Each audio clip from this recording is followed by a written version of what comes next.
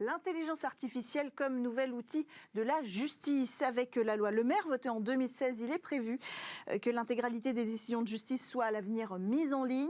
Et d'ici la fin du mois, le ministère de la Justice devrait fixer la date à partir de laquelle elles seront publiées. Alors pour en parler avec nous, Serge Abitboul, membre de l'ARCEP, chercheur en informatique à l'INRIA et à l'ENS de Paris. Bonjour. Bonjour. Bienvenue sur le plateau. À vos côtés, j'ai Rémi Bensoussan, avocat au cabinet Lexing, directeur du département droit de l'intelligence artificielle et contentieux technologique. Bienvenue sur le plateau de Smartech. Merci beaucoup. Avec nous également en visio, Florent Gézel, professeur en droit privé à l'Université Paris 1 Panthéon-Sorbonne, auteur de plusieurs livres, également sur la rencontre entre l'intelligence artificielle, les algorithmes et la justice. Merci de nous avoir rejoints. À vous, bonjour. Bonjour, bonjour. Alors, l'université, j'ai dit Université Paris 1 Panthéon-Sorbonne, c'est pas tout à fait exact. Ce n'est plus le cas. Je suis professeur à l'Université de Lorraine. Ok, très bien. Université de Lorraine, voilà, c'est corrigé. Alors, merci à tous de nous avoir rejoints. La mise à disposition de ces décisions de justice en open data, elle va ouvrir un nouvel horizon. Alors, comment ces données qui vont être mises en ligne, elles vont permettre à l'intelligence artificielle d'émerger dans le secteur de la justice? Est-ce que vous voulez commencer par répondre, Rémi Bensoussan? Oui, absolument, absolument. Ce qui est très intéressant avec cette mise à disposition généralisée des décisions de justice, c'est qu'en réalité, elles permettent de révéler, elles vont permettre de révéler la jurisprudence réelle, celle qui finalement est en dessous de la ligne de flottaison, celle qu'on ne connaît pas parce que finalement, en n'ayant pas accès à l'intégralité de ces décisions, eh bien tout simplement, on ne maîtrise pas, on ne connaît pas l'état véritable d'une tendance jurisprudentielle, d'une manière de décider sur tel ou tel point de droit. On a la loi, évidemment, on a notre expérience, on a notre connaissance, on a nos argumentaires, mais la manière dont véritablement les juridictions rendent leurs décisions sur un point de droit donné, eh bien, on ne la connaît pas. Avec cette mise à disposition et le traitement associé, on pourra dévoiler. C'est une sorte de justice révélée. Mais donc là, on parle de quelles données précisément? De toutes les décisions de justice qui vont concerner qui? Les particuliers? Tout le monde? Alors, on parle effectivement de certaines décisions de justice. Il y a des cas de figure dans lesquels, eh bien, on va dire, la décision ne sera pas rendue accessible à chacun des autres justiciables, tout simplement parce qu'il y a des secteurs, il y a des domaines où d'autres impératifs doivent prévaloir, notamment en matière de famille, en matière pénale, il peut y avoir un certain nombre de restrictions. Si on se situe plus dans des considérations civiles ou commerciales pures, eh bien là, de ce point de vue-là, on peut avoir une accessibilité qui est plus large. Et à l'intérieur, pour autant, de cette même accessibilité, il peut y avoir d'autres précautions qui sont mises en place pour préserver d'une part la vie privée et puis d'autre part la sécurité des personnes et leur entourage. Donc la première salve de données, en tout cas, sera quand même assez restreinte. C'est ce qu'on doit comprendre. Alors, d'un point de vue purement quantitatif, ça va quand même faire beaucoup de décisions. Bien sûr. Bien sûr. Serge Abitboul, ces données-là, elles vont être utiles à l'intelligence artificielle, mais comment ? Alors, c'est une excellente question et en fait, c'est là qu'on touche un peu la complexité. C'est-à-dire qu'on a toujours un peu tendance à vouloir répondre un peu rapidement. L'intelligence artificielle, c'est une technique, le machine learning, l'apprentissage automatique. Et puis c'est tout. En fait, il y a toute une gamme de techniques parce que le raisonnement humain est quand même très compliqué, la pensée humaine est très compliquée. Et donc, il y en a plusieurs. Je vais essayer de schématiquement en parler que de deux, mais en fait, c'est beaucoup plus large que ça. Il y a une première technique qui est la plus évidente, qui est le machine learning, l'apprentissage automatique. Ça va être de retrouver les décisions de justice qui ressemblent plus au cas qu'on doit traiter. Donc, c'est un peu ce qui se rapproche de la jurisprudence. Et donc, parmi toutes les décisions dont on dispose, l'algorithme va essayer de retrouver celles qui ressemblent le plus. Mais il y en a peut-être 100, il y en a peut-être 1000. Et puis, ça va guider d'une certaine façon la décision en disant la décision, par jurisprudence, ça va être un peu la même que ce qu'on a fait jusqu'à maintenant. Donc ça, c'est une première chose. Mais il y en a une deuxième. Donc là, il y a besoin de beaucoup de données. Plus vous avez les algorithmes vont aller se nourrir de ces données en open data. Les algorithmes vont se nourrir de ces données pour essayer d'imiter. C'est vraiment une question d'imitation, comme dans l'imitation game, d'imitation de ce qu'on a fait jusqu'à maintenant. Et puis, il y a deuxième chose qui correspond peut-être plus à la mentalité de la justice française, qui est le raisonnement. On va faire un raisonnement judiciaire. Donc, on va essayer de partir des règles. Mais le problème avec les règles du droit, c'est qu'elles sont quand même pas très précises. Et c'est bien qu'elles soient pas très précises. Et donc du coup, il va falloir, d'une certaine façon, les nourrir. On va travailler avec cette imprécision. Et là encore, ça va vouloir dire que là, on est plutôt dans un autre type d'intelligence artificielle, qui est plutôt l'intelligence artificielle qu'on appelle symbolique, qui est basée sur du raisonnement. On va essayer de raisonner. Mais pour raisonner, il va falloir généraliser des concepts, il va falloir faire des choses qui sont quand même un petit peu complexes. Et tout ça dans un monde imprécis. Et donc, pour nourrir ces algorithmes, même symboliques, il va falloir des données pour pouvoir, en gros, mettre des... Alors là, on est plutôt dans ce qu'on appelle l'analyse de données massive, le big data, pour essayer de mettre les paramètres, bien affiner les paramètres à ce qu'on comprend par, je ne sais pas, Là, on va chercher des données quantitatives, on va chercher le nombre de personnes acquittées, le nombre... En fait, on va aller vraiment sur des points précis et toutes ces données peuvent servir sur plusieurs cas de figure. Oui, et puis on va aussi jouer sur un truc qui est quand même très compliqué, c'est la langue naturelle. C'est-à-dire qu'on n'est pas dans un monde complètement artificiel. L'informatique est vachement forte à faire des choses avec des chiffres, etc. Là, on est dans un monde de la parole. C'est-à-dire qu'on a des décisions qui sont des décisions de justice, qui sont basées sur le langage. Et le langage est très imprécis. Et donc, il va falloir aussi analyser ce langage et puis essayer de raisonner dans ce monde imprécis. Et raisonner dans un monde imprécis, c'est pas facile. Et encore une fois, on touche un peu le haut de l'iceberg. Il y a énormément encore de travail à faire dans cette direction. On va revenir sur cette notion de raisonner pour l'intelligence artificielle parce qu'on va voir que ça va soulever pas mal de points intéressants. Florence Gesell, quel rôle jouerait précisément? Est-ce qu'on peut se projeter, donner des exemples? Quel rôle pourrait jouer l'IA dans la justice? Sous quelle forme? Quels outils ça représenterait? Dans quelle branche particulière? Pour quelle action? Alors, comme vous le dites, c'est-à-dire que vous avez la possibilité désormais, en exploitant ces masses d'informations que vont constituer toutes ces décisions judiciaires que jusqu'à présent on ne connaissait pas, vous allez avoir la possibilité de regarder quelles sont les grandes tendances, qui juge quoi, dans quel sens, quels sont les taux de succès de telle ou telle action devant tel ou tel tribunal. Donc on va avoir une connaissance très fine de ce qui se passe devant des juridictions dont on n'avait pas jusqu'à présent, sur lesquelles on n'avait pas jusqu'à présent une très grande visibilité, puisque, comme cela a été dit, nous avions jusqu'à présent accès aux décisions des juridictions supérieures. Alors, je pense qu'on va aller beaucoup plus loin que cela, et c'est ce que Serge vient d'expliquer, parce que l'intelligence artificielle va permettre de faire sortir des résultats que ne permettrait pas de faire sortir un raisonnement très formalisé. Je m'explique, c'est une boutade qui a été formulée par des chercheurs américains à propos d'un vieil arrêt américain sur la pornographie. Un juge américain avait dit je ne sais pas définir la pornographie, il y a des règles sur la pornographie, je ne sais pas la définir, mais je la reconnais quand je la vois. C'est ce qu'avait dit le juge, et on avait dit, du coup, la pornographie, le juge décide tout seul. Et de ce fait, de pouvoir aujourd'hui disposer de toutes sortes de décisions antérieures qui se sont prononcées sur ce qu'est la pornographie, qui ont dit voilà, telle image est de nature pornographique, eh bien, va permettre aujourd'hui à une IA de sortir une réponse. Mais concrètement, qu'on imagine les outils. Ça peut fonctionner dans plein de domaines. Concrètement, il faudrait qu'on puisse se projeter pour les gens qui nous regardent quand on nous dit l'IA va servir d'outil à la justice. Mais comment? Dans quel cas de figure précisément? Alors, aujourd'hui, on va partir sur des choses qui sont relativement simples, c'est-à-dire qu'il y a des applications, par exemple, en matière de dommages corporels.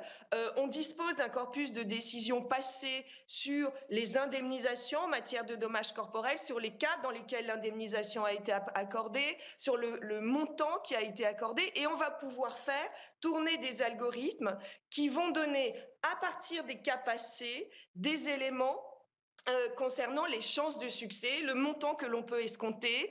Et aujourd'hui, le ministère de la Justice a développé un algorithme précisément qui va servir de référentiel à la fois pour les tribunaux, mais aussi pour les parties, des gens qui vont pouvoir se faire une idée de ce à quoi ils peuvent s'attendre devant la justice sur ce domaine-là. Alors ça vaut beaucoup, ça marche beaucoup et bien pour l'instant sur tout ce qui relève de demandes chiffrées. Donc en l'occurrence l'indemnisation d'un dommage corporel, ça peut pas fonctionner sur les pensions alimentaires, ça peut fonctionner sur l'évaluation, je ne sais pas moi, du montant d'un loyer. Donc ça peut fonctionner sur des choses qui sont chiffrées, mais on peut espérer un jour arriver à des choses beaucoup plus élaborées. Je vous donne l'exemple de la pornographie qui fait plaisir aux chercheurs, mais on peut anticiper qu'on va arriver vers des domaines qui sont beaucoup plus fins. Jérémy Bensoussan, l'intérêt principal, quel est-il? Est-ce que on parle beaucoup de désengorger les tribunaux. Est-ce que c'est vrai et comment? Il y a un intérêt aussi peut-être du côté des avocats comme vous. On pourra par exemple donner un pourcentage de réussite en cas d'affaire, en fonction des affaires. Ça fait partie de tous les bénéfices qu'on pourra en retirer. Absolument, il y a un certain nombre de promesses qui sont aujourd'hui un petit peu en vue liées à l'intelligence artificielle dans le domaine de la justice. Un avocat, quand il traite une affaire, finalement, qu'est-ce qu'il a comme outil principal? Il a son expérience, il a son connaissance, et puis il a un certain temps de recherche pour approfondir ces éléments-là. Avec l'intelligence artificielle dans la justice et un certain nombre d'outils qui sont développés, on espère finalement améliorer notre connaissance, notre capacité à adresser une problématique précise et finalement à mieux appréhender le risque judiciaire qu'on peut regarder comme nos chances de l'emporter ou qu'on peut voir aussi comme les chances d'être condamné. Oui. Donc pour l'avocat, du point de vue finalement de la tactique aussi, de la stratégie et de la tactique, ça peut avoir un intérêt. Est-ce qu'on initie le procès? Oui ou non? Est-ce qu'on favorise potentiellement les modes alternatifs de règlement des conflits? Et qui dit mode alternatif de règlement des conflits? Médiation, conciliation, dit moins de procès. Donc des engorgements. Donc on voit bien qu'il y a effectivement une synergie entre l'utilisation de l'IA pour mieux appréhender son cas de figure et puis est-ce que les tribunaux vont devoir gérer un flux toujours plus important d'affaires. Pour l'avocat, après très concrètement, son rôle est quand même double et il a vocation à rester. Premièrement, pour gérer le flou de la loi, oui. Son caractère abstrait, évidemment.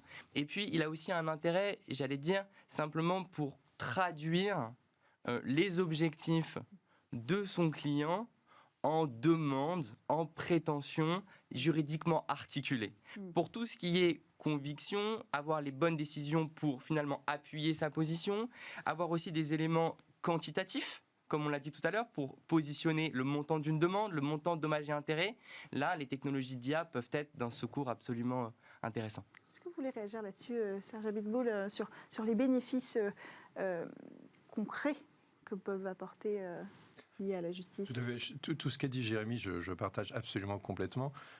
Je vais dire peut-être dans un deuxième temps, parce que pour l'instant, dans un premier temps, tout ça c'est vrai. Dans un deuxième temps, on peut espérer plus, et je vais essayer de m'expliquer. Je pense qu'il faut laisser un peu le temps à cette techno, elle est quand même très très neuve, l'informatique a 100 ans, enfin bon, tout ça c'est quand même du récent. Et je pense qu'on fait énormément de progrès.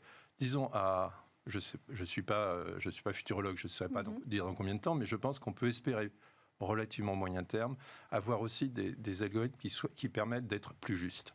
Alors je m'explique. Les juges, il y a une grande variété de juges, ils ont leurs biais, ce qui est tout à fait normal, ils sont humains. Et la justice, on voit ça, enfin les juges le reconnaissent eux-mêmes, il peut y avoir des variations, des écarts sur la même affaire qui sont considérables. Et ça, c'est... Les algorithmes l'ont déjà montré. Il y a un algorithme français en 2016 qui a montré des variations. Absolument. Donc on commence à savoir mesurer ça et on peut espérer que déjà être mieux conscient du problème. Et puis dans un deuxième temps, avoir des algorithmes qui permettent d'aider à converger vers plus de justice, c'est-à-dire à proposer plus une norme. Alors après, le juge, évidemment, est libre de sa décision. L'avocat pourra faire autre chose que ce que lui conseille l'algorithme, mais d'une certaine façon, ça devrait permettre de tendre vers plus de justice. Pour moi, ça devrait aussi permettre de rendre un peu plus humain, un peu moins difficile le travail de juge ou d'avocat. Pour moi, quand vous voyez ça, vous pouvez être un peu terrorisé par l'idée que vous avez donné une décision de justice et puis vous avez envoyé la mauvaise personne en prison. Bon, c'est quelque chose qui est... Alors si on vous sécurise en vous disant, bon, c'est ce qu'aurait fait une grande majorité des juges, et c'est ce que vous conseillent des algorithmes qui ont quand même bien étudié le problème, d'une certaine façon, ça tranquillise un peu, ça calme un peu le jeu. Mais alors, on y arrive tout de suite. Il y a la question quand même avec l'intelligence artificielle de l'impartialité, parce qu'on parle de jugement, c'est le terme. Est-ce que l'intelligence artificielle est capable de juger? Est-ce qu'elle peut le faire sans données discriminatoires? On a eu déjà des cas d'IA racistes. Comment on va encadrer ce biais-là qui existe, qui est une réalité? Toute la régulation de l'IA, fondamentalement, c'est créer les conditions d'une collaboration, d'une concertation, d'une cohabitation entre l'homme et la machine. On le voit dans tous les secteurs et la justice correspond à une des verticalités avec ses spécificités, notamment parce que, il y a un besoin de pédagogie, il y a un besoin de compréhension, il y a un besoin de motivation qui est extrêmement important. Il faut pouvoir comprendre, savoir pourquoi telle ou telle décision a été rendue. Et quand on est en matière pénale, cette exigence est encore plus forte, cette capacité à comprendre pourquoi est-ce qu'on peut être comment on garantit que l'intelligence artificielle n'aura pas dans sa conception, dans les données même qu'elle sera allée chercher, puisque on va y venir aussi, ça, vous l'avez dit, ça peut mettre en avant des disparités dans les jugements. Si l'intelligence artificielle se nourrit de ces données-là, comment ne pas assurer qu'elle ne reproduise pas le même schéma? Alors je me tourne aussi vers vous, Florence Gesell, qui avait certainement un avis sur la question. Comment on va sécuriser ça si on laisse rentrer l'intelligence artificielle? Comment s'assurer qu'elle ne soit pas malveillante, involontairement discriminatoire? Alors, c'est un sujet qui est extrêmement complexe et qui concerne tous les outils d'IA, parce que on s'inquiète évidemment du caractère très discriminatoire de ces outils dans tout un tas de champs d'application de l'intelligence artificielle. Pour ce qui concerne les IA utilisées en matière judiciaire, il y a eu des études très inquiétantes aux États-Unis, par exemple, sur ces outils qui permettent de prédire la récidive et que les juges américains utilisent. Pourquoi? Parce qu'on s'est aperçu que ces outils prédisent des récidives de manière beaucoup plus fréquente lorsque la personne poursuivie est noire que quand la personne poursuivie est blanche. Et donc, c'est extrêmement inquiétant parce qu'on peut effectivement être guidé à prendre de très mauvaises décisions avec ces outils d'IA. Alors, je pense que Serge expliquera mieux que moi qu'aujourd'hui, on a des méthodes techniques pour rectifier ces difficultés. On peut contrôler les algorithmes, on peut vérifier qu'ils soient beaucoup plus équitables. Et donc, il y a une forme d'équilibre aujourd'hui à trouver entre les biais humains qui sont indiscutables, qui sont là, que nous connaissons, et les biais de la machine. Maintenant, la machine peut aussi nous aider à prendre conscience de nos biais humains et peut-être à améliorer ce que nous faisons, nous, au quotidien. Alors, je vous pose la question à tous les trois. Est-ce qu'il y a une législation qui existe déjà, un cadre juridique qui va encadrer l'accès de l'intelligence artificielle dans le domaine de la justice? Alors, il y a d'ores et déjà un certain nombre de règles qui s'appliquent à l'intelligence artificielle dans le secteur de la justice de manière générale. Il y a déjà un certain nombre de règles qui existent. Ce dont on parlait juste avant, finalement, c'était la justice automatisée, c'est-à-dire le fait de remplacer un juge par un algorithme où la décision, finalement, est le produit d'un raisonnement machine et non plus d'un raisonnement humain. Cette situation-là, où finalement on va utiliser un traitement de données pour rendre une décision qui a des effets juridiques, ce cas de figure-là, en droit, il y a d'abord une interdiction. C'est d'abord interdit. Et puis après, il peut y avoir un certain nombre d'exceptions. Et le droit français connaît une des exceptions dans un cas très particulier auquel on associe, comme on le disait, d'une part de la transparence, de l'explication, et puis la capacité pour la personne derrière de faire un recours pour que, à nouveau, un humain, un juge, prenne le point, si je puis dire, et puis rende la décision hiérarchiquement. On a mis des garde-fous quand même. Absolument. Pour protéger de l'arrivée de cette intelligence artificielle. Est-ce qu'il faudrait, en plus de ça, créer un comité, une assemblée éthique autour de cette question de la place de l'intelligence artificielle au sein de la justice? Je vous pose la question, Serge Abitboul.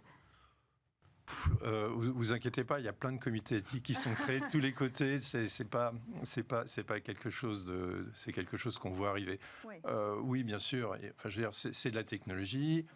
cette technologie, c'est nous qui l'inventons, c'est nous qui devons la maîtriser, et donc il faut faire attention à ce qu'on fait, et puis évidemment. Mais je voudrais quand même, la réponse est oui, évidemment, mais je voudrais quand même revenir sur quelque chose qu'a dit Florence et qui me paraît important, c'est que un juge a tous ses biais, et un algorithme a tous ses biais si vous le faites mal, si vous l'écrivez mal, ce qui est quand même une chose très très différente. C'est-à-dire que vous pouvez corriger un algorithme, vous pouvez changer, modifier les données sur lesquelles il s'appuie, et donc on parle de plus en plus, par exemple, à la fair by design, c'est-à-dire qu'à la conception, on commence à prévoir qu'on veut que cet algorithme soit juste. On ne peut pas faire ça pour un juge, ou alors il faudrait depuis sa naissance, etc. Ouais. Donc là, c'est quand même beaucoup plus sécurisant à terme, mais c'est pas gratuit. Il faut travailler, il faut vérifier, il faut le faire en permanence.